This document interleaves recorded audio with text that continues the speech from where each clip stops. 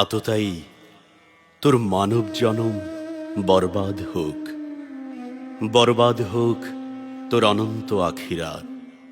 আর ওসমান, ছেড়ে যাস না উপেক্ষা করে। হাউজে কাউসারের পানি উজাড় উড়াল দেওয়া এ যুগের হানজালা শহীদ শরীফ ওসমান হাদির অভীষ্ট জান্নাত যাত্রা কবুল হোক। যুগের মুয়াজ্জিন হয়ে আবির্ভূত হওয়া ওসমান, স্বৈরাচারীর যমদূত হয়ে ওঠা ওসমান, যুক্তির দাবানল হয়ে আধিপত্যবাদীর সরাইখানা ভস্মীভূত করে দেওয়া ওসমান, বিপ্লবের আগুন পাখি হয়ে ওঠা উদয়াস্ত উড়ে চলা ওসমান, বনি আদমের আজাদির জন্য বাংলার আকাশে উল্কার মতো লেলিহান শিখা জ্বালিয়ে ছুটে চলা ওসমান, তাকে কি করে স্তব্ধ করে দেওয়া যায়? হাদি, আমার আত্মার ভাই, তুই তো ক্ষমতার বলয় হতে চাসনি। চাসনি প্রজন্ম তোর নামে পূজার বেদিন নির্মাণ করুক। চাসনি গোটা কতক গুণমুগ্ধ অনুসারী তোকে নির্ভুল নেতা মানুক। বরঞ্চ তুই গণমানুষের সন্তান হতে চাইলি আজীবন। দুশ্মনের ইনসাফ তুই চাইতিস, যারা তোর উপর ময়লা পানি নিক্ষেপ করেছে তাদের উত্তর দিলি দিগন্ত বিস্তৃত পবিত্র হাসি দিয়ে। আপনি আরো পানি মারুন, কিন্তু আমার কথা শুনুন, কারণ আমি আপনাদের না বলা কথা বলার জন্যই অলিগলি দৌড়াই। আহা, কি সফেদ রূহ নিয়ে এসেছিলি এই নীতিহীন জমিনে। তুই তো বুলেটের জবাব গোলাপ দিয়ে শোধ করা সন্তান। জামানার শহীদ তুই, কে বলে তুই মৃত।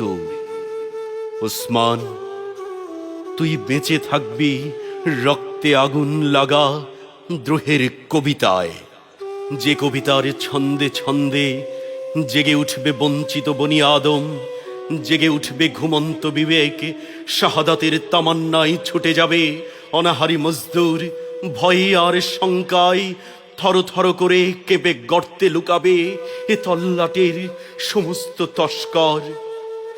আবার যেদিন নতুন করে জালিমের মসনদ ছারখার করতে, মেহনতি মানুষের খাবার ছিনিয়ে নেওয়া রাক্ষস বধ করতে, হন্তারককে শেকল বন্দি করতে, কিংবা রক্তচোষা বেনিয়াদের কবর রচনা করতে ৫৬,০০০ বর্গমাইল অসহায় হয়ে যাবে, তুই হাদি ফিরে ফিরে আসবি।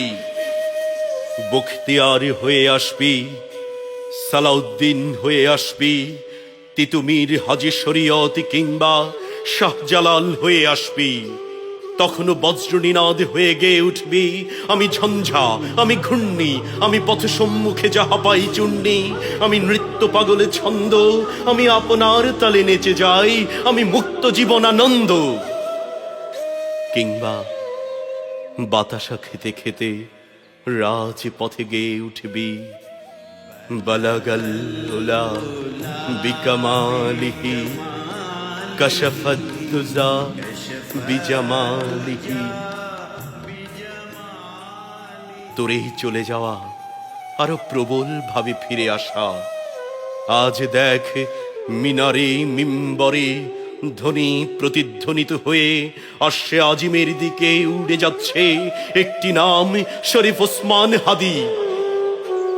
এই জনপদের, এই পদ্মা মেঘনা যমুনার তীরে লেখা সবচেয়ে জীবন্ত মহাকাব্যের নাম শরীফ ওসমান হাদি, শরীফ ওসমান হাদি।